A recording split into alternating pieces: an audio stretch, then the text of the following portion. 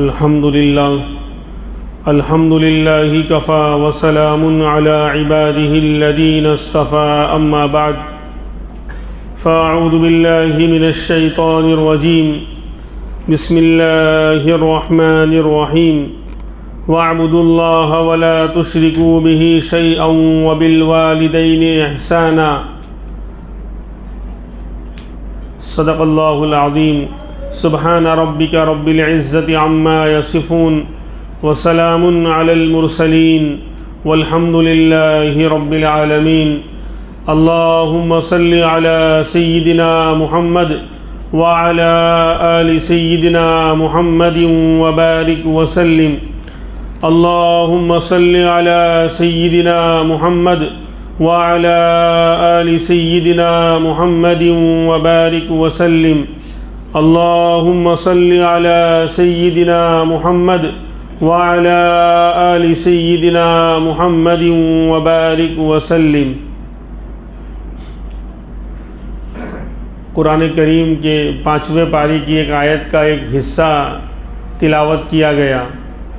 یہ ایک آیت قرآن کریم میں ایسی ہے کہ اگر اس پر عمل ہو جائے تو ہر ایک کا حق ادا ہو جائے گا، بندوں کا بھی حق ادا ہو جائے گا، اور اللہ اور خالق اور ہمارے مالک ہمارے رب تبارک و تعالیٰ کا بھی حق ادا ہو جائے گا۔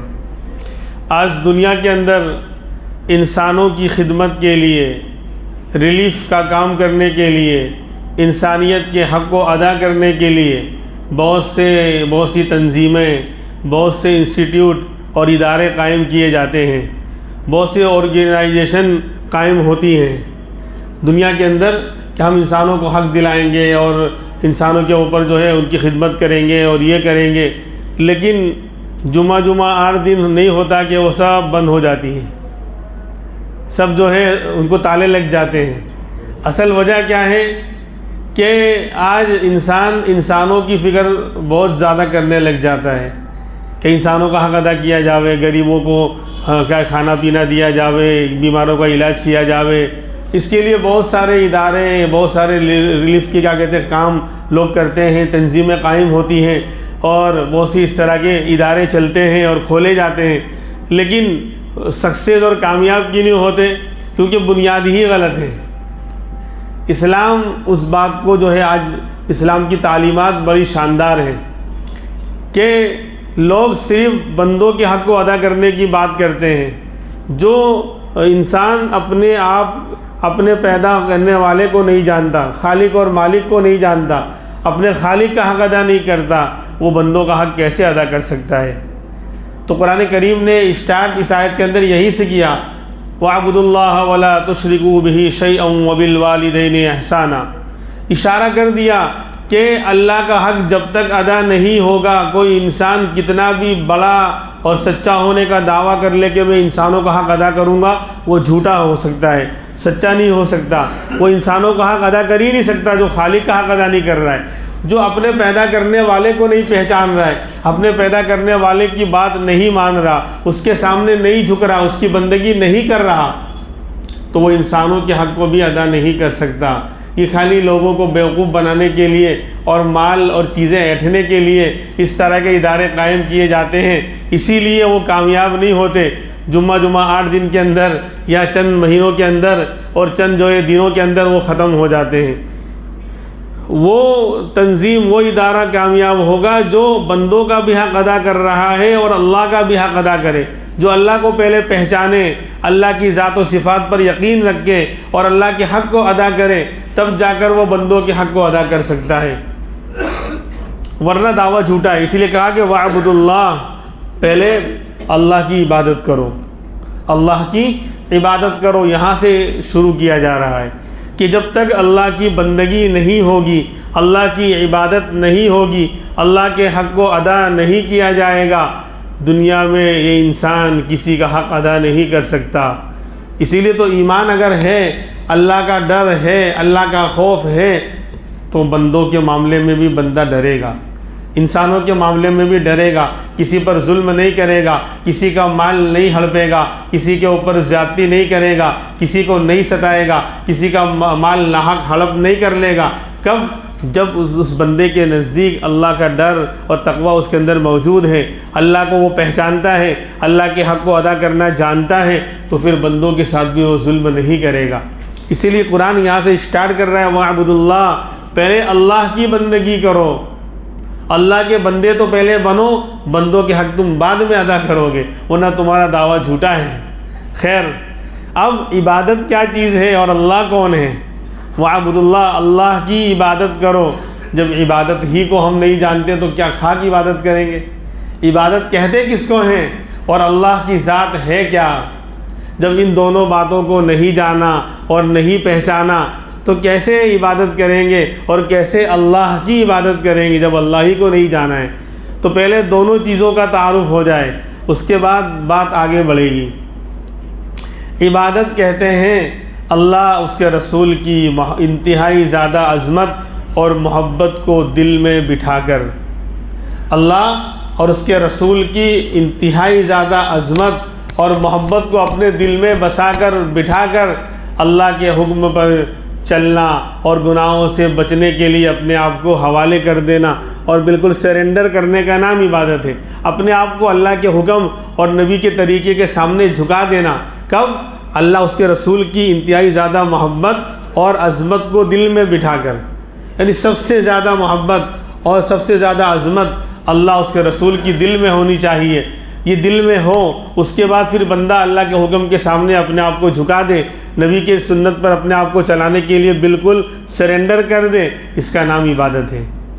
آج نماز، روزہ، زکوٰۃ، حج یہ سب عبادتیں ہیں، لیکن عبادت کرتے وقت بھی ہمیں عبادت کا معنی ذہن میں ہوتا ہی نہیں۔ اسی لیے تو نہ نمازوں میں جان ہے، نہ ذکر میں مزہ ہے، نہ تلاوت میں کوئی پاور ہے اور نہ ہماری دوسری عبادتوں میں جان ہے۔ آج اسی لیے ہر جگہ مسلمان پریشان ہیں، عبادت کو ہی نہیں جانتے۔ میں نماز پڑھنے آیا ہوں، آج ہم جمعہ کے لیے اللہ کے گھر میں ایک اہم فریضے کو، ایمان کے بعد سب سے بڑا فرض نماز ہے، اور پھر جمعہ کی نماز وہ اور زیادہ پاورفل ہے۔ اتنے اہم فریضے کو ادا کرنے آیا ہوں اور عبادت کرنے آیا ہوں، لیکن عبادت کو نہیں جانتا۔ 2 رکعت نماز جو جمعہ کی فرض ہے، نیت باندھنے سے لے کر سلام پھیرنے تک کسی ایک حالت میں، کسی ایک پوزیشن میں، کسی ایک رکن میں بھی یہ ذہن میں آتا ہی نہیں کہ میں عبادت کرنے کے لیے اللہ کے سامنے کھڑا ہوں۔ اور عبادت اس کو کہتے ہیں۔ کیسے عبادت میں مزہ آئے گا؟ میرا دل تو ہے صنم آشنا، مجھے کیا ملے گا نماز میں؟ دل تو پتہ نہیں کہاں کہاں گھوم رہا ہے۔ جو لوگ بھاگتے بھاگتے ہانپتے کانپتے مسجد میں آتے ہیں اور گویا کہ قرض اتارنے آتے ہیں، ابھی سانس تک نہیں ٹھکانے لگا اور 2 رکعت پڑھ کے بھاگنے کی چکر میں یہاں یعنی دل مسجد میں ٹھہرا ہی نہیں، سکون اور قرار آیا ہی نہیں، تو عبادت کہاں سے ہوگی؟ پھر کہتے ہیں اللہ کی مددیں نہیں آ رہی۔ پھر خواب میں اور آپ دیکھتے ہیں صحابہ والے، اللہ کے نیک بندوں والے خواب دیکھتے ہیں کہ جس طرح وہ عبادتیں کیا کرتے تھے اور فوراً اللہ کی مددیں اترا کرتی تھی، تو اس طرح کی مددیں کیوں نہیں اتر رہی ہیں؟ اللہ کرے کہ میں کسی پر طعن اور تشنیع کرنا نہیں چاہتا، میں تو یہ سبق ہم سب کو یاد دلائیں، ہم سب خود محتاج ہیں عبادت کے، ہم عبادت کے مفہوم کو یاد رکھیں۔ پھر میں دہرا رہا ہوں، اللہ اس کے رسول کی سب سے زیادہ عظمت، اللہ اس کے رسول کی سب سے زیادہ عظمت اور محبت کو دل میں بٹھا کر اللہ کے حکم کے سامنے اور نبی کے طریقے کے سامنے اپنے آپ کو جھکا دینا، سرنڈر کر دینا، اس کا نام عبادت ہے۔ جب واقعی کم سے کم آج 2 رکعت کے لیے تو نیت کریں کہ انشاءاللہ جب ہم کھڑے ہوں گے اس عبادت کا معنی ذہن میں رکھ کر کھڑے ہوں گے انشاءاللہ۔ آج تو پریکٹیکل کرنے کی ضرورت ہے، باتیں اور بیانات تو بہت ہوتے رہتے ہیں، اور آج تو دنیا کے اندر جتنا بولا جا رہا ہے، جتنی یعنی یوٹیوب پر دیکھ لو اور دنیا کے اندر ہر جگہ دیکھ لو، کتنے بیانات اور کتنی زیادہ جو ہے وعظ و نصیحتیں ہو رہی ہیں، لیکن سب بے فائدہ کیوں ہو رہی ہیں؟ عمل ہی نہیں کرنا مسلمان عمل کرنا جانتا ہی نہیں ہے اور چاہتا بھی نہیں ہے، وہ لوگ چاہتے بھی نہیں ہیں۔ اس لیے آج ہی انشاءاللہ یہ پریکٹیکل کرنا پڑے گا۔ جب 2 4 10 مرتبہ ہم پریکٹیکل کریں گے تب عادت بنے گی، عبادت عادت بن جائے گی تو آٹومیٹک ساری باتیں ذہن میں آنا شروع ہو جاتی ہیں۔ مسجد میں آ رہے ہیں، داخل ہو رہے ہیں، سیدھے پیر سے داخل ہوں اور دعا پڑھ کے داخل ہوں، یاد ہی نہیں رہتا، لیکن جب 2 4 10 مرتبہ بالکل دھیان کے ساتھ، توجہ کے ساتھ بندہ اس پر عمل کر لے، پریکٹیکل کر لے، تو آٹومیٹک جب عادت بن جائے گی تو جب مسجد میں اٹھے گا تو دائنا پیر اندر گھسے گا، بائیں پیر سے پھر داخل نہیں ہوگا، پھر آٹومیٹک زبان پر دعا مسجد میں داخل ہونے کی آ جائے گی۔ لہذا اللہ رسول کی سب سے زیادہ عظمت اور محبت کو اپنے دل میں بسا کر اللہ کے حکم اور نبی کے طریقے کے سامنے اپنے آپ کو جھکا دینا، سرنڈر کر دینا، دل کے اندر یہ بات ہو کہ میں اس ذات کی بندگی کر رہا ہوں جو سب سے زیادہ عظمت والی ہے، اسے سب سے زیادہ محبوب ہے، سب سے زیادہ پاورفل اور طاقت والی ذات ہے۔ ان اللہ علی کل شیء قدیر، ہر چیز پر اس کو قدرت حاصل ہے، اس نے سب کو ایک آن میں بنایا ہے، اور وہ ذات ایک آن کے اندر ایک آرڈر میں پوری دنیا کو تباہ اور برباد بھی کر سکتی ہے۔ ایسی زبردست طاقت کو کے سامنے اس کی بندگی کرنے، اس کی عبادت کرنے کے لیے میں کھڑا ہوا ہوں۔ خیر، تو وَاعْبُدُوا اللَّهَ کہہ رہے کہ اس اللہ کی بندگی کرو۔ عبادت کا تھوڑا سا مفہوم سمجھ میں آ گیا۔ اب آگے اللہ کس کو کہتے ہیں؟ دنیا بھر کے غیر ضروری اور بے فائدہ چیزوں کا ریکارڈ ہم نے ذہنوں میں گھسا رکھا ہے اور بسا رکھا ہے، دنیا بھر کی گندگیاں اور کیچڑ، جس کا نہ دین میں کوئی فائدہ ہے نہ دنیا میں فائدہ ہے، کہ آئی پی ایل میں فلاں اتنی ٹیمیں کھیل رہی ہیں اور اس ٹیم کے اندر یہ کھیل رہا ہے اور اس کا یہ ریکارڈ ہے، اس نے اتنے چھکے مارے اور یہ کیا اور فلاں کیا۔ دنیا بھر کی گندگیاں بھر کر ہم نے اپنے ذہن و دماغ کو برباد اور تباہ تو کر دیا ہے، لیکن جس مالک نے ہمیں وجود بخشا ہے، جو رب ہمارا خالق ہے، ہمارا مالک ہے، جو ہمیں ہر آن نعمتوں سے نواز رہا ہے، کھلا رہا ہے، پلا رہا ہے، ساری نعمتوں سے ہمیں نواز رہا ہے، اس اللہ کا مطلب کیا، اللہ کس کو کہتے ہیں؟ آج وہ معنی ہمارے ذہنوں سے غائب ہے۔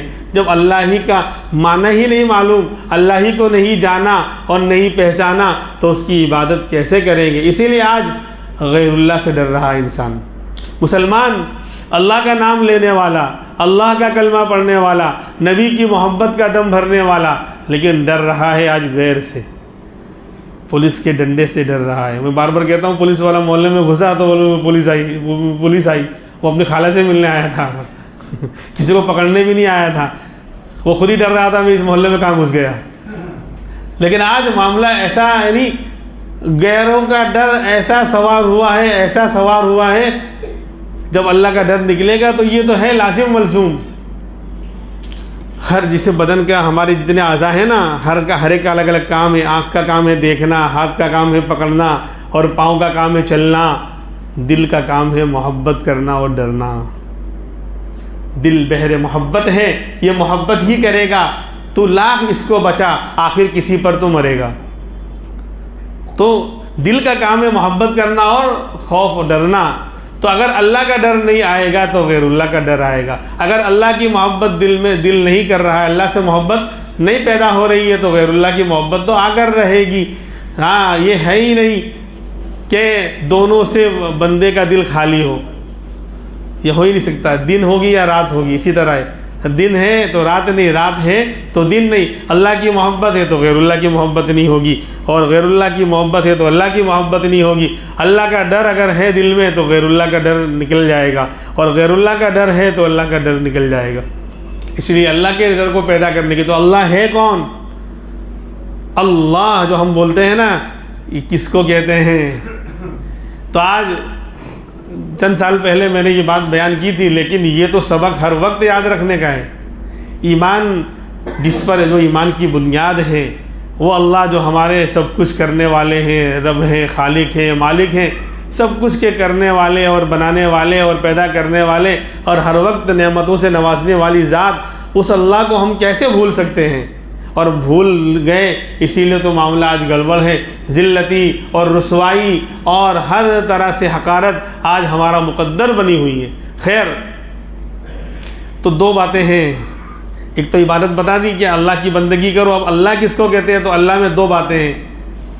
اللہ عالم للذات واجب الوجود المستجمی لجمیع صفات الکمال۔ عربی کے اندر اللہ کا معنی بیان کیا گیا۔ اللہ جو لفظ اللہ ہے، کس کو کہا جاتا ہے، کس ذات پر بولا جائے گا؟ تو کہا جس کے اندر دو باتیں ہوں، جس کے اندر دو باتیں ہوں۔ اللہ نام ہے اس ذات کا جو ہمیشہ سے ہے اور ہمیشہ رہنے والی ہے۔ اللہ نام ہے ذات واجب الوجود کا، اس کا ترجمہ میں نے کیا، یعنی اللہ نام ہے اس ذات کا جو ہمیشہ سے ہے اور ہمیشہ رہنے والی، ازل سے ابد تک رہنے والی ہے۔ ایسا کبھی نہیں ہوا کہ اللہ نہیں تھے، اور ایسا کبھی نہیں ہوگا کہ اللہ نہیں رہیں گے۔ ہمیشہ سے ہے وہ ذات اور ہمیشہ رہنے والی ہے۔ کسی نے اس کو پیدا نہیں کیا، وہ کسی کا باپ نہیں، نہ کسی کا بیٹا ہے۔ لم یلد ولم یولد قل هو اللہ احد۔ اے پیغمبر آپ اعلان کر دیجئے اللہ احد، میرا اللہ اکیلا ہے، اپنی ذات میں بھی اکیلا ہے اور اپنی تمام صفات اور خوبیوں میں بھی اکیلا ہے۔ لیس کمثلہ شیء، اس کے جیسا کوئی ہے ہی نہیں، اس کی کوئی مثال نہیں دنیا میں۔ تو پہلا مطلب ہوا کہ اللہ نام ہے اس ذات کا جو ہمیشہ سے ہے اور ہمیشہ رہنے والا ہے۔ دنیا کے اندر اللہ کے علاوہ کوئی اور مخلوق ایسی ہے ہی نہیں جو ہمیشہ سے ہو اور ہمیشہ رہنے والی ہو۔ انسان ہوں، جنات ہوں، فرشتے ہوں، جانور ہوں، دریا ہوں، پہاڑ ہوں، آسمان ہوں، زمین ہوں، جس کو بھی اٹھا کر دیکھ لو، ان میں سے کوئی بھی ہمیشہ سے نہیں تھا اور نہ ہمیشہ رہنے والا ہے۔ انسان ہم ایک وقت تھا ہم نہیں تھے، جب اللہ نے چاہا تب ہمارا وجود ہوا، اور ایک وقت آئے گا ہم نہیں رہیں گے۔ ایسے ہی فرشتوں کا حال ہے، ایک وقت تھا فرشتے نہیں تھے، جب اللہ نے چاہا تب ان کا وجود دنیا میں ہوا۔ ایک وقت آئے گا اللہ فرشتوں کو بھی ختم کر دیں گے، ان کے اوپر بھی جو ہے موت آ جائے گی۔ جنات، جانور، جس مخلوق کو بھی آپ اٹھا کر دیکھیں گے یہی بات پائی جاتی ہے کہ وہ پہلے نہیں تھے، جب اللہ نے ان کو پیدا کرنا چاہا، وجود میں لانا چاہا، تب ان کا وجود ہوا، اور ایک وقت آئے گا کہ وہ ختم ہو جائیں گے، ہمیشہ نہیں رہیں گے۔ پوری کائنات میں صرف اور صرف میرے اللہ کی ذات ہے جو ہمیشہ سے ہے اور ہمیشہ رہے گی، یعنی ایسا کبھی نہیں ہوا کہ اللہ نہیں تھے، اور ایسا کبھی نہیں ہوگا کہ اللہ نہیں رہیں گے۔ ہمیشہ سے اور ہمیشہ رہنے والی ذات کو اللہ کہا جاتا ہے، ایک بات۔ دوسری بات المستجمع لجمیع صفات الکمال، اور فرمایا جو تمام خوبیوں، اچھائیوں، بھلائیوں اور کمالات کا سنگم اور جامع ہے۔ پوری کائنات میں جہاں جہاں خوبیاں، جو جس طرح کی بھی خوبیاں ہوں، اچھائیاں ہوں، بھلائیاں ہوں، صفات ہوں، کمالات ہوں، وہ جو جہاں بھی جس طرح بھی پائی جاتے ہیں، وہ سب سے زیادہ کامل اور مکمل طور پر جس ذات کے اندر پائے جاتے ہیں تمام کمالات، تمام خوبیاں، اس ذات کا نام اللہ ہے، تو تمام خوبیوں کا جامع اور سنگم ہے۔ دیکھو خوبیاں بہت ساری ہیں دنیا میں، اور اللہ نے بہت ساری خوبیاں الگ الگ اپنی مخلوق میں، پیدا کی ہوئی مخلوق میں رکھی ہیں، انسانوں میں بھی رکھی ہیں، جانوروں میں بھی رکھی ہیں۔ اب انسانوں کی خوبیاں دیکھو کہ اللہ نے ہم کو دیکھنے والا بنایا ہے، اللہ نے ہمیں دیکھنے والا یعنی بصیر بنایا ہے، اور سمیع سننے والا بھی بنایا ہے۔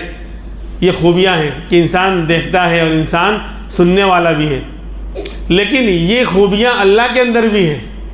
دنیا میں جو بھی کمالات اور جو بھی خوبیاں اور جو بھی صفات جہاں کہیں بھی پائی جاتی ہیں، لیکن میرے رب میں ان سے زیادہ کامل اور مکمل طور پر اور اچھے انداز میں پائی جاتی ہیں۔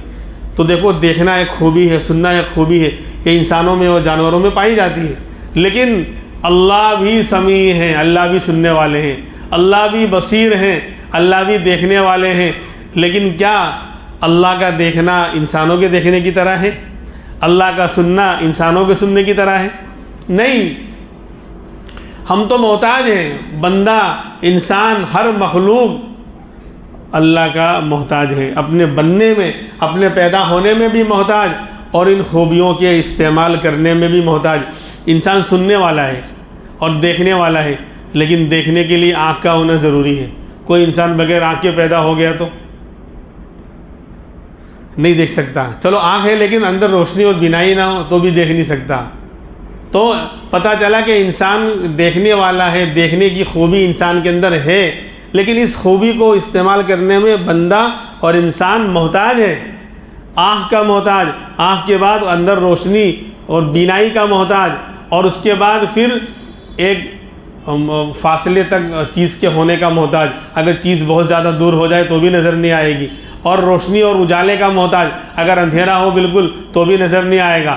اسی طرح سامنے ہونے کا محتاج، کہ چیز جو ہے وہ سامنے ہونی چاہیے تو بندہ دیکھے گا، پیچھے ہے تو دیکھ نہیں سکتا۔ تو پتہ چلا کہ انسان بھی دیکھتا ہے، لیکن اس دیکھنے کی خوبی کے اندر وہ بہت ساری چیزوں کا محتاج ہے۔ لیکن میرا اللہ بھی دیکھنے والا ہے، اللہ کی ذات بھی دیکھنے والی ہے، لیکن کیا اللہ کو دیکھنے میں اللہ آنکھ کے محتاج ہے، روشنی کے محتاج ہے، سامنے ہونے کے محتاج ہے، ایک فاصلے پر قریب ہونے کے محتاج ہے اور سامنے ہونے کے محتاج ہے؟ نہیں، کسی چیز کے اللہ محتاج نہیں، بلکہ لکھا ہے کہ کالی رات میں کالے پہاڑ پر کالی چوٹی کے چلنے کی آواز کو بھی اللہ سنتے ہیں۔ کالے پہاڑ پر کالی چوٹی ہے، اندھیری رات میں کالی چوٹی کتنی بڑی بڑی ہوتی ہے، وہ پہاڑ پہ چل رہی ہے، تو اس کے چلنے سے ایک لکیر خیالی جو بن رہی ہے، میرا اللہ اس کو دیکھ رہا ہے اور اس کے چلنے کی آہٹ اور آواز کو بھی سن رہا ہے۔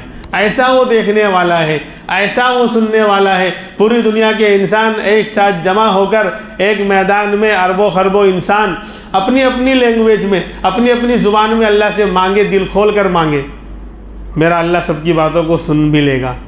ایسا اس کے سننے کی خوبی ایسی کامل ہے۔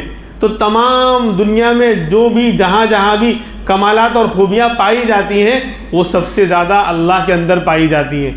دیکھنے والے تو ہم بھی ہیں، سننے والے ہم بھی ہیں، لیکن اللہ کا سننا اور اللہ کا دیکھنا وہ ہم سے بہت بلند و بالا ہے۔ تو اس ذات کا نام اللہ ہے جو ہمیشہ سے ہے اور ہمیشہ رہنے والی ہے، اس ذات، اور جو تمام دنیا میں پائی جانے والی خوبیوں کا سب سے زیادہ سنگم ہے، جس کے اندر سب سے زیادہ کمال اور خوبیاں پائی جاتی ہیں، اس ذات کا نام اللہ ہے۔ تو فرمایا وَاعْبُدُوا اللَّهَ، اس اللہ کی بندگی کرو۔ جب ہمارے ذہن میں ایک تو عبادت اور بندگی کا معنی ہوگا، پھر اللہ کا معنی ہوگا کہ اللہ وہ ذات ہے جو کسی کی محتاج نہیں، اپنے پیدا ہونے میں بھی نہیں، وہ ہمیشہ سے ہے، اس کو کسی نے پیدا کیا یا بنایا نہیں، وہ خود بنا ہے، ہمیشہ سے ہے اور ہمیشہ رہے گا۔ سب کو اس نے وجود بخشا، سب کو اس نے پیدا کیا۔ قل هو اللہ احد اللہ الصمد، اللہ صمد ہے، بے نیاز ہے، سب اس کے محتاج ہیں، وہ کسی کا محتاج نہیں۔ صمد اس کو کہا جاتا ہے جس کے سب محتاج ہوں، وہ کسی کا محتاج نہیں۔ تو اللہ ایسی ذات کے مالک ہیں، یہ اللہ کی خوبی ہے۔ لا نظیر لہ ولا مثال لہ ولا مثل لہ ولا وزیر لہ، اس کے جیسا کوئی ہے ہی نہیں۔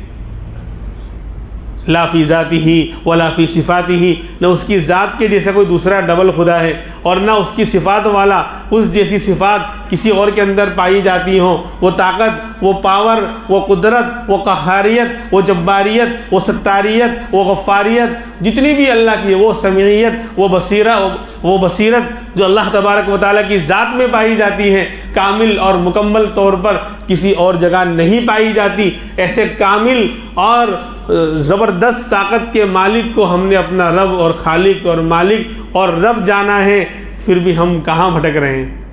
الحمدللہ رب العالمین۔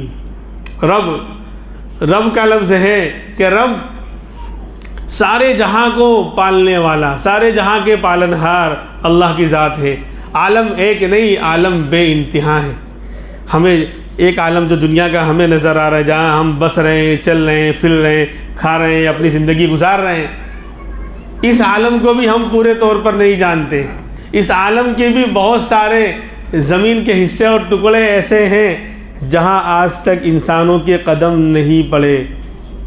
ایسے ایسے جنگلات ہیں، ایسے ایسی وادیاں ہیں، ایسے ایسے سمندر ہیں، ایسے ایسے جو ہے پہاڑ ہیں، خطرناک قسم کے جنگلات ہیں اور خطرناک قسم کے راستے ہیں اور زمینیں ہیں دنیا میں۔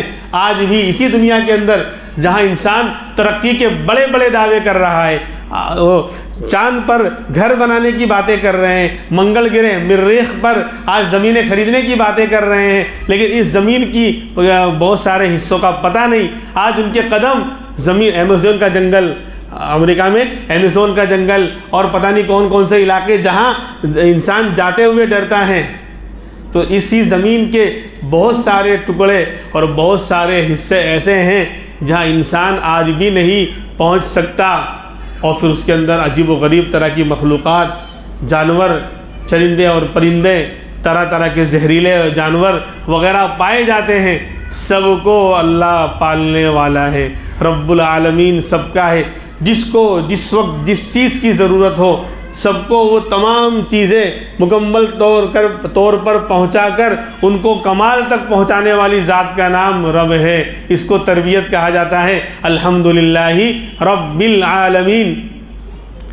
تو عبد اللہ، اس اللہ کی بندگی کرو۔ میں نے تو صرف جو ہے ایک اشارہ کیا ابھی تو، ورنہ اللہ کی خوبیوں کو بیان کرنے کے لیے تو گھنٹوں چاہیے۔ وَعْبُدُ اللَّهِ، اس اللہ کی بندگی۔ قرآن یہاں سے اسٹارٹ کر رہا ہے، یعنی یہ کہہ رہا ہے قرآن پہلے اس اللہ کا حق ادا کرو۔ جب تک انسان اللہ کا حق ادا نہیں کرے گا، انسانوں کے حق ادا کرنے کی باتوں میں وہ جھوٹا ہے، وہ مکار ہے، وہ فریبی ہے۔ صحیح معنی میں جتنی بھی آپ تنظیمیں بنا لیں، آرگنائزیشن بنا لیں، اور جتنے بھی جو ہے ادارے بنا لیں کہ ہم فلاح کا کام کریں گے اور انسانیت کا کام کریں گے، لوگوں کو اس کا حق پہنچائیں گے، لوگوں کو جو ہے فائدہ پہنچائیں گے، لیکن جو اپنے اللہ کو نہیں پہچان رہا ہے، اللہ کا حق ادا نہیں کر پا رہا ہے، وہ بندوں کا حق ادا کرے گا۔ اسی لیے اس طرح کی تنظیمیں جمعہ 8 دن کے بعد بند ہو جاتی ہے، لوگ کھا پی کے سب ختم کر دیتے ہیں۔ تو اللہ کے حق کو ادا کیا جاوے، اور آگے فرمایا وَلَا تُشْرِكُوا بِهِ شَيْئًا، اس کے ساتھ کسی کو ذرہ برابر شریک نہ کیا جاوے۔ اللہ اپنی ذات اور صفات میں اکیلے ہیں، زبردست طاقت کے مالک ہیں۔ اللہ کی طاقت کے مقابل میں جو ٹکرائے گا وہ چکنا چور ہو جائے گا اور ہمیشہ منہ کی کھائے گا اور ہمیشہ وہ پچھتائے گا۔ قوم عاد ٹھکانے لگ گئی، قوم سمود کا بھی دیوالیہ نکل گیا، قوم فرعون بھی نیست و نابود ہو گئے۔ زبردست طاقت کے لوگ، حکومتوں کے مالک، خزانوں کے مالک، فوج والے، عہدے والے اور زبردست جسمانی طاقت رکھنے والے، پہاڑوں کو تراش تراش کر مکان بنانے والے، درختوں کو ہاتھوں سے اکھیڑ کر پھینک دینے والی زبردست قومیں آئیں اور لا الہ الا اللہ کی طاقت کو قبول نہیں کیا، اللہ کی طاقت کو نہیں تسلیم کیا اور اللہ کو نہیں پہچانا، میرے رب کی بات کو نہیں مانا، تو آج ان کا نام دنیا سے مٹ چکا، اللہ نے ان کو ہلاک اور برباد کر دیا۔ جب اس وقت کی زبردست سپر پاور طاقتیں لا الہ الا اللہ سے ٹکرائی، چکنا چور ہو گئی، کوئی اللہ کا بال بیکا نہیں کر سکا، اسلام زندہ رہا، لا الہ الا اللہ کے ماننے والے اس وقت بھی زندہ رہے، آج بھی زندہ رہیں گے اور انشاءاللہ قیامت تک زندہ رہیں گے۔ تو اللہ کی طاقت وہی ہے، اللہ ان تمام صفات کے ساتھ جیسا پہلے تھا آج بھی ان تمام صفات اور تمام خوبیوں کے ساتھ آج بھی میرا رب موجود ہے۔ کمی ہمارے اندر آ گئی، ہم نے اللہ کو نہیں پہچانا، ہم ڈر گئے غیر اللہ سے، ہمارے اندر غیر اللہ کی محبت اور غیر اللہ کا خوف کوٹ کوٹ کر بھر گیا ہے، اور غیر اللہ کے ہی ڈر اور خوف اور ہراس کے ماحول میں ہم زندگی گزار رہے ہیں۔ اللہ کی باتوں کو سننے کے لیے اور اللہ کی طاقت کو پہچاننے کے لیے اور قرآن و حدیث کی باتوں کو جاننے اور پہچاننے اور سمجھنے اور اس پر عمل کرنے کے لیے آج میرے اور آپ کے پاس ٹائم نہیں ہے۔ اس لیے بزدلی اور مایوسی اور احساس کمتری آج ہمارا مقدر بنتی جا رہی ہے۔ ہم اور زیادہ بزدل، ڈرپوک، اور ایمان اور بزدلی جمع نہیں ہو سکتی۔ یاد رکھیں، ایمان اور بزدلی جمع نہیں ہو سکتی، ایمان اور مایوسی جمع نہیں ہو سکتی۔ مایوسی تو کفر ہے، بزدلی تو جس کا ایمان اللہ پر نہیں ہوتا، جس کے اندر لا الہ الا اللہ کا استحضار نہیں ہوتا، وہ بزدل ہوتا ہے، وہ ڈرپوک ہوتا ہے، وہ مایوسی کا شکار ہوتا ہے۔ ایمان والا وہ کیوں ڈرے گا؟ اس کے پاس تو اس کے رب کی طاقت ہے، رب کی طاقت ہے۔ ذالک بأن اللہ مولی الذین آمنوا وأن الکافرین لا مولی لہم۔ اس لیے میرے بھائیوں، آج اللہ کی ذات پر یقین کامل کو پیدا کرنے کی ضرورت ہے۔ یہ جو حالات ہمارے سامنے آ رہے ہیں کہ ہم کسی نے بھی کچھ کہا فوراً ہم گھبرا گئے، واٹس ایپ پہ ایک میسیج آ جائے، حالانکہ وہ پرانا میسیج تھا، کسی نے کوئی دھمکی دے دی، کوئی بل پاس ہو گیا تو ہم گھبرا جاتے ہیں کہ اللہ تو ہے ہی نہیں نا، اب یہ جو چاہیں گے کر لیں گے یہ لوگ۔ یہ آج کل کے فرعون، آج کل کے حامان، آج کل کے شداد اور نمرود، جس اللہ نے اس زمانے کی سپر پاور طاقتوں کو ختم کر دیا تھا، آج کل کے یہ مچھر کیا چیز ہے؟ ہاں، قرآن نے ان کو مکڑی کا جالا کہا ہے۔ مثل الذین اتخذوا من دون اللہ اولیاء کمثل العنکبوت اتخذت بیتا وان اوہن البیوت لبیت العنکبوت۔ عجیب و غریب آیت اور عجیب و غریب اللہ نے منظر کشی کی ہے کہ ان لوگوں کی مثال جو اللہ کے علاوہ دوسروں کو اپنا دوست، اپنا ولی اور اپنا خدا مانتے ہیں، جو غیر اللہ کو پکارتے ہیں۔ جب اس طرح کی بات آتی ہے تو ہمارا ذہن جاتا ہے وہ کافر، وہ مورتی والے لوگ ہیں۔ ارے ہمارے اندر بھی اس طرح کے ذہن آ گیا۔ افسوس تو اس بات کا ہے، یقین آج غیر اللہ پر اللہ سے زیادہ مسلمان کا بھی ہوتا جا رہا ہے۔ وہ تو ہے ہی جو غیروں کی پوجا کر رہے ہیں، مورتیوں کی پوجا کر رہے ہیں اور اللہ کے علاوہ دوسروں کو پوج رہے ہیں، کوئی چاند کی، کوئی سورج کی، کوئی پتھر کی، کوئی مورتی کی، وہ تو ہے ہی، انہوں نے اللہ کے علاوہ کو اپنا ولی بنا رکھا ہے۔ آج مسلمان بھی اگر یہ بات غلط ہے تو پھر کیوں اللہ پر یقین نہیں ہے؟ کیوں اللہ کی طاقت پر یقین نہیں ہے؟ کیوں ایمان کی اتنی مضبوط باتیں، اتنے شاندار واقعات، فرعون، نمرود، شداد، حامان، سب کے واقعات، سب کو ہلاک کرنے کے واقعات، میرے رب نے اکیلے سب کو ہلاک اور برباد کیا، آج اس اللہ پر یقین کیوں نہیں ہے؟ آج مسلمان اس اللہ کے سامنے جھکنے کو تیار کیوں نہیں ہے؟ اس کا مطلب یہ ہے کہ اللہ کی ذات پر یقین نہیں رہا۔ آج ابھی سلام پھرتے ہی پہلے سے بھاگنے کی فکر کیوں ہو جائے گی؟ 2 رکعت پڑھ کر ہم احسان کر کے بھاگنے والے کیوں بنیں گے؟ یعنی ہفتے میں 1 مرتبہ اللہ کے گھر میں آ رہے ہیں، یہ تو اس رب کا کرم ہے کہ وہ ہمیں کھلا رہا ہے، پلا رہا ہے، ورنہ ہم نے تو اپنی بربادی کے سارے راستے کھول رکھے ہیں۔ ہم نے تو یعنی اس گئے گزرے اور فتنے کے دور میں مسلمان کا دنیا میں زمین پر زندہ رہنا ہی اللہ کی بہت بڑی کیا کہتے ہیں کرامت اور اللہ کا بہت بڑا احسان ہے، ورنہ ہم نے اپنی بربادی کے کون سے پاپڑ نہیں بیلے ہیں، کون سی نافرمانیاں ہیں جو ہم نہیں کر رہے ہیں، کون سے گناہ ہیں جو ہم نہیں کر رہے ہیں، کون سی برائی جو ہمارے اندر نہیں ہے۔ میرے بھائیوں، یہ الٹی سوچ نکالیں، اللہ کی طرف آ جائیں، لیکن اللہ بھی موقع دیتا ہے، وہ بڑا مہربان ہے، اس کی رحمت ہے، وہ رحمان اور رحیم ہے، لیکن اس کی بھی لمٹ ہے۔ کہیں ایسا نہ ہو اس کی رحمت جو ہے ہاں اللہ کا غضب نازل ہو جائے اور اللہ کہہ دے کہ بندے بہت ہو چکا، بہت موقع دیا، بہت تجھے موقع دیا، اب آ جا میرے در پر، اب آ جا، لیکن تو ہمیشہ بھاگتا رہا، مجھ سے دور رہا، اب آنے کی ضرورت نہیں ہے، اب تیرے لیے میں نے راستہ بند کر دیا۔ میرے بھائیوں، بہت محرومی کی بات ہو جائے گی۔ دیکھو نوجوان بچے اور بچیاں جو حالات ہمارے سامنے آ رہے ہیں، کیوں آ رہے ہیں؟ بھائی ایک بچی ہے، میں اس پر انشاءاللہ مستقل کبھی بات کروں گا، جو آج کل جو حالات آ رہے ہیں کہ غیروں کے ساتھ بچیاں چلی جاتی ہیں، یہ ہو رہا وہ ہو رہا ہے، کچھ بھی ہو کہ کسی سے تعلق ہو گیا، غیر سے تعلق ہو گیا اور چلی گئی، ماں باپ سے ناراض تھی، ماں باپ نے خیال نہیں رکھا، پیسے نہیں، سب اپنی جگہ پر ٹھیک ہے، لیکن یہ بتاؤ اگر ایمان ہوتا اور یہ بات اس کے ذہن میں ہوتی کہ لا الہ الا اللہ محمد الرسول اللہ سے بڑھ کر کوئی طاقت اور کوئی نعمت ہے ہی نہیں، کہ اگر یہ چھوٹ گیا، لا الہ الا اللہ کا یہ کلمہ چھوٹ گیا اور ایمان چھوٹ گیا تو ہمیشہ کے لیے جہنم میں جلنا پڑے گا، اگر اس کا یقین بنا ہوتا وہ سب کچھ کرنے کو تیار ہوتی، لیکن ایمان کا سودا تو نہ کرتی، عشق و محبت کر لیتی لیکن ایمان کا سودا نہیں کرتی۔ آج یہی تو بات ہے کہ یہ اتنی مضبوط چیز ہے، اسی لا الہ الا اللہ پر یہ دنیا کا نظام قائم ہے، یہ 7 آسمان 7 زمین، چاند سورج ستارے دریا پہاڑ اور سردی گرمی بارش، جو سارا نظام اور سسٹم چل رہا ہے، اس بہترین نعمت اور بہترین کلمہ جو ہمارے پاس خوش نصیب یعنی سینہ 56 انچ کا ہو جانا چاہیے کہ وہ کلمہ ہمارے پاس ہے، جس کلمے کی بنیاد پر نظام چل رہا ہے۔ تو جس کے پاس وہ کلمہ ہو جس کی بنیاد پر پورا نظام چل رہا ہے دنیا کا، قیامت نہیں آ رہی ہے، وہ مسلمان احساس کمتری کا شکار رہے، وہ مایوس رہے، وہ بالکل پاگلوں کی طرح اور بیوقوفوں کی طرح زندگی گزارتا رہے، نا امیدی اس کے دامن میں نا امیدی آ رہی ہو، وہ مایوس ہو رہا ہو، وہ احساس کمتری کا شکار بن رہا ہو، وہ بزدل بن رہا ہو، وہ ڈرپوک بن رہا ہو، اس کا مطلب یہ ہے کہ واقعی اللہ سے وہ تعلق نہیں ہے، وہ ایمان نہیں ہے، وہ لا الہ الا اللہ پر یقین نہیں ہے۔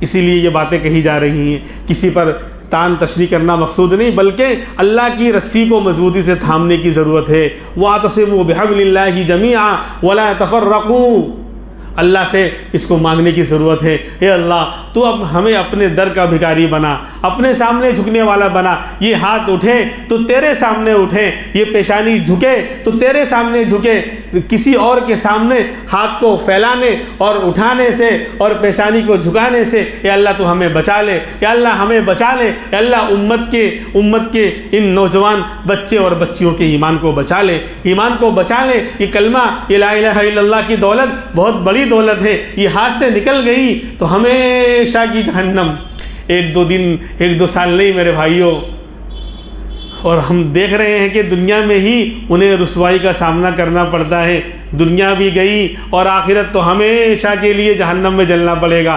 یہ ایمان چلا گیا، اس لیے ہمیں فکر کرنی چاہیے اپنے خود کی بھی اور اپنے بچے اور بچیوں کی بھی، اور فکر اسی طرح ہوگی کہ ہم دین کی طرف آگے بڑھیں، اللہ کے حکم کی طرف آگے بڑھیں، اللہ اس کے رسول سے زیادہ محبت پیدا کریں، اس کی تعلیمات کو عام کریں، اپنے بچوں کو دینی تعلیم دلائیں، دینی تعلیم دلائیں۔ بڑا افسوس ہوتا ہے دنیاوی تعلیم دلانا، اس سے کوئی عالم یا مفتی یا فتویٰ نہیں دے گا کہ تعلیم دلانا جائز نہیں۔ ہاں بے دینی کے ماحول میں، کفر و شرک والے ماحول میں اگر آپ دنیاوی تعلیم دلا رہے ہیں تو پھر تو ناجائز ہے، پھر تو حرام ہے۔ آپ اپنے ماحول میں دیکھتے ہی نہیں، فارم میں غیروں کی اسکول میں نام لکھا دیا، وہاں بچوں کو کیا پڑھایا جا رہا ہے، کیا سکھا، کبھی جھانکنے تک نہیں جاتے۔ جب نام لکھانا ہوتا ہے تب تو فارم میں عورتوں کو زیادہ فارم رہتا ہے، میری بچی تو آکسفورڈ یونیورسٹی میں پڑھنی چاہیے، کیونکہ ہم لوگ واشنگٹن میں امریکہ میں رہتے ہیں نا، اس لیے ہائی فائی انگلش میڈیم میں اس کا داخلہ ہونا چاہیے۔ اب ہو گیا، اس کے بعد جھانکنے تک نہیں جائیں گے، کیا پڑھایا جا رہا ہے، کیا سکھایا جا رہا ہے، کیا ان کی تربیت کی جا رہی ہے، کچھ نہیں۔ پھر وہ حالات سامنے آتے ہیں جو ہمارے سامنے، ہم تو گویا کہ ہم ان کو دھکیل رہے ہیں سمندر میں اور کہتے ڈوبنا نہیں، سمندر میں ڈھکیل رہے ہیں، پانی میں کہہ رہے ڈوبنا نہیں، یعنی بے دینی اور برائیوں کے ماحول میں ہم ان کو ڈھکیل رہے، پھر کہتے ہیں کہ برا مت بننا اور کیا کہتے ہیں اچھے ماحول کے اندر رہنا، کیسے رہے گا؟ ہم ڈھکیل رہے ہیں، ہم ڈبا رہے ہیں، کہتے ہیں ڈوبنا نہیں۔ اللہ جو ہے سمجھ عطا فرمائے، اللہ تبارک و تعالیٰ تو اللہ کے حق کو ادا کریں گے تو آگے بندوں کا حق آئے گا۔ انشاءاللہ آئندہ یہیں سے ہم بات شروع کریں گے، یہ بہت لمبی آیت ہے، یعنی آپ دیکھیں گے اسی ایک آیت پر اگر عمل ہو گیا تو ہر ایک کا حق ادا ہو جائے گا، اللہ کا حق بھی ادا ہو جائے گا اور ہر انسان کا حق ادا ہو جائے گا، چاہے ماں باپ ہوں، رشتہ دار ہوں، پڑوسی ہوں، زندگی میں کسی سے کہیں بھی کسی وقت بھی ملاقات ہوئی ہو، ہر ایک کا حق ادا ہو جائے گا۔ قرآن کا یہی تو معجزہ ہے، یہی تو اللہ کا کلام ہونے کی نشانی اور دلیل ہے کہ وہ ایک گلاس کے اندر سمندر کو سمو لیتا ہے۔ ایک آیت کے اندر قرآن میں اللہ نے ایسی بات بیان کر دی کہ اگر اسی ایک آیت کو بندہ لے لے اور عمل کرنے لگ جائے تو اللہ کا حق بھی ادا ہو جائے گا اور سارے انسانوں کا حق ادا ہو جائے گا، وہ انسان کہیں کا بھی رہنے والا ہو۔ اللہ رب العزت ہمیں عمل کرنے کی توفیق عطا فرمائے۔ وآخر دعوانا ان الحمد للہ رب العالمین۔